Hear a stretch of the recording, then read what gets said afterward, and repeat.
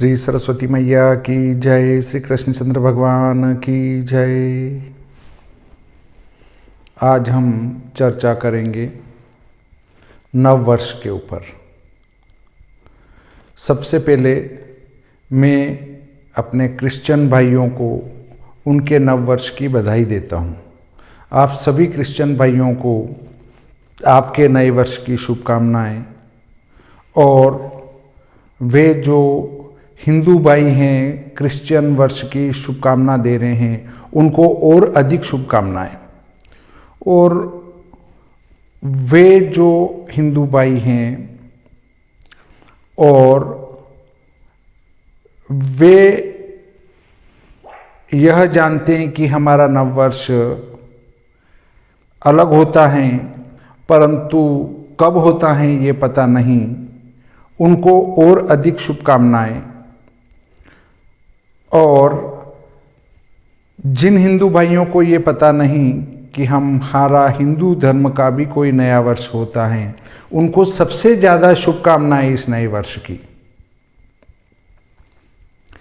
अब देखिए, मैं आपको बताता हूँ कि और इन सभी से ज़्यादा शुभकामना उन ज्योतिषियों को है जो इस वर्ष का लग्न निकालकर उसमें ग्रह बिठाकर और फलित बता रहे हैं,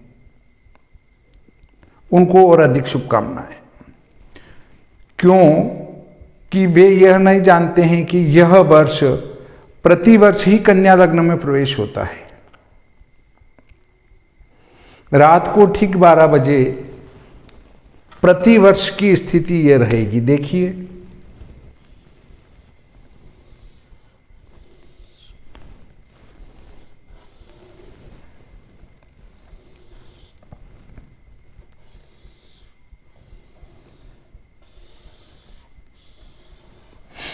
नव वर्ष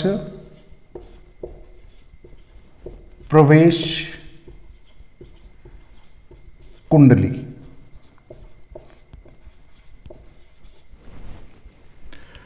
हमेशा ही कन्या लग्न होगा,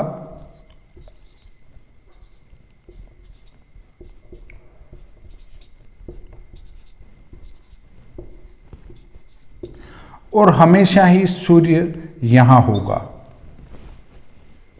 हमेशा सूर्य आपको यहां पर ही मिलेगा। पूरे भारत में कन्या लग्न में ही नववर्ष, ये क्रिश्चियन नववर्ष प्रवेश होता है, और सूर्य हमेशा ही चौथे भाव में ही मिलता है। तो अब देखिए, जो लग्न का फल बताया गया है संहिता शास्त्रों में, उसमें हर वर्ष कन्या लग्न का फल लिखना पड़ेगा। तो क्या हर वर्ष कन्या लग्न के अनुसार ही निकलेगा? नहीं निकलेगा।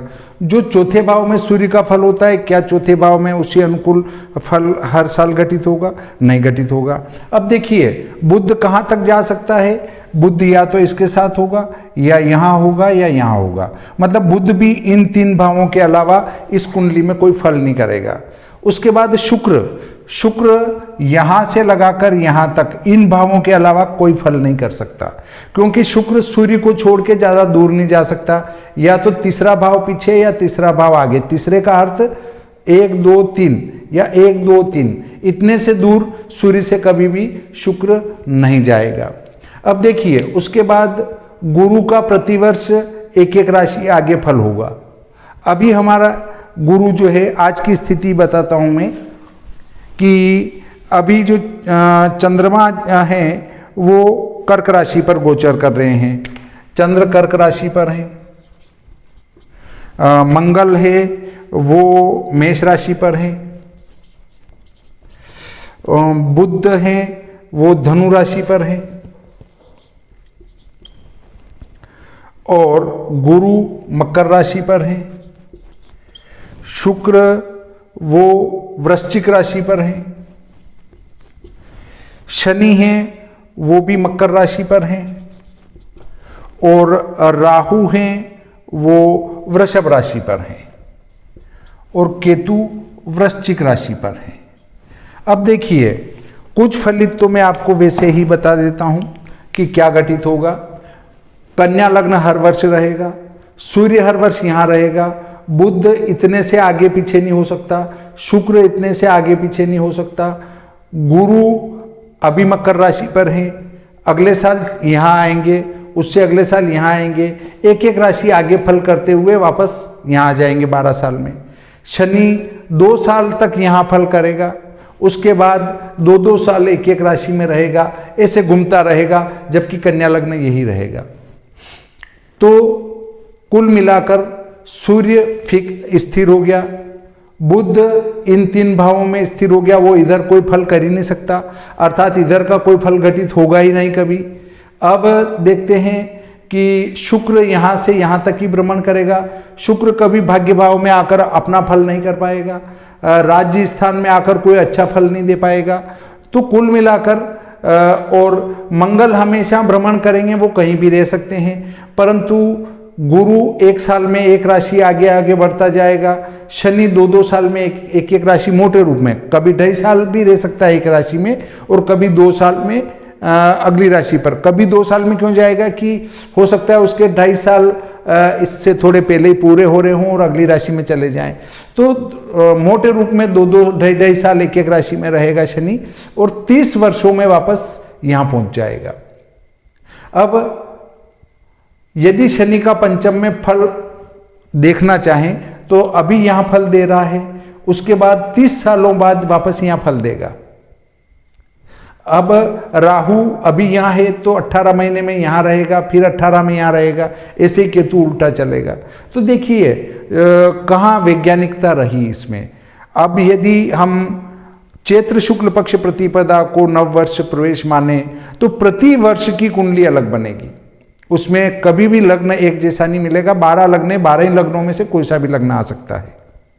और यहाँ ये स्थिति है कि गुजरात से लगाकर आसाम तक कन्या लग्न ही रहेगा, और कश्मीर से कन्याकुमारी तक कन्या लग्न ही रहेगा। अब क्या करेंगे आप, क्या फल बताएंगे? अब देखिए, अभी भयंकर ठंडे, सभी रजाई के अंदर घुसे हुए बैठे हैं, और जब रात्रि को नया वर्ष प्रवेश हुआ तो सभी नींद के उसमें झोंके में थे।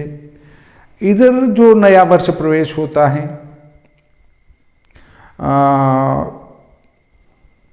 चैत्र शुक्ल पक्ष में, उस समय एक तो पेड़ों के पत्ते नए आ जाते हैं, उदित होते हुए सूर्य पर नया वर्ष मनाते हैं, नव वर्ष पर अपने वरिष्ठों को प्रणाम किया जाता है और आशीर्वाद लिया जाता है कि मेरा अगला वर्ष मंगलमय हो। तो हम जो फलित कथन करना चाह रहे हैं, ये नहीं कि हमारा ये वर्ष गलत है, जो भाई मनाते हैं उनके लिए बहुत ही बढ़िया भी है, क्योंकि इसमें न तो कोई तारीख टूटती है न कोई बढ़ती है, फिक्स 365 दिन चलती है और एक 366 दिन चौथे वर्ष में हो जाती है। तो ये एक अच्छा है। और जो पंचांगों में है, कोई तिथि टूट रही है, कोई बढ़ रही है। इधर जो है जन्म रात को 12:05 पे भी हुआ और दूसरे दिन 11:55 पे भी हुआ, दोनों एक ही तारीख मनाएंगे जन्म की। और यहाँ जो है पंचांग में कर्म काल व्यापिनी तिथि या फिर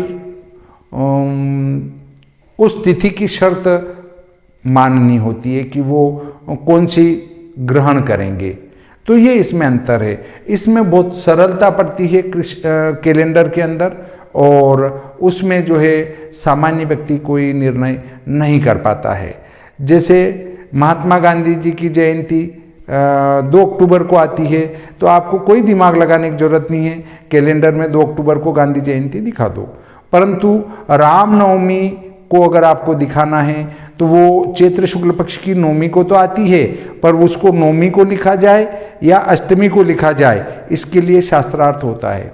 दशहरा आश्विन शुक्ल पक्ष दशमी को आता है, परंतु वो दशमी को मनेगा या नवमी को मनेगा, इसमें शास्त्रार्थ होता है कि किस प्रकार से वो नवमी को मनेगा या किस प्रकार से वो दशमी को मनेगा। तो देखिए, ये सब शास्त्रों के गूढ़ रहस्यों का काम है। परंतु फिर भी हम तिथि अधिक करते हैं या तिथि घटाते हैं।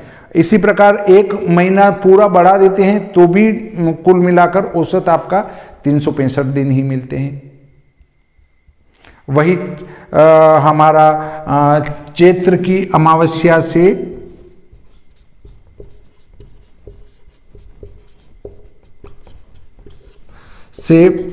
वैशाख की अमावस्या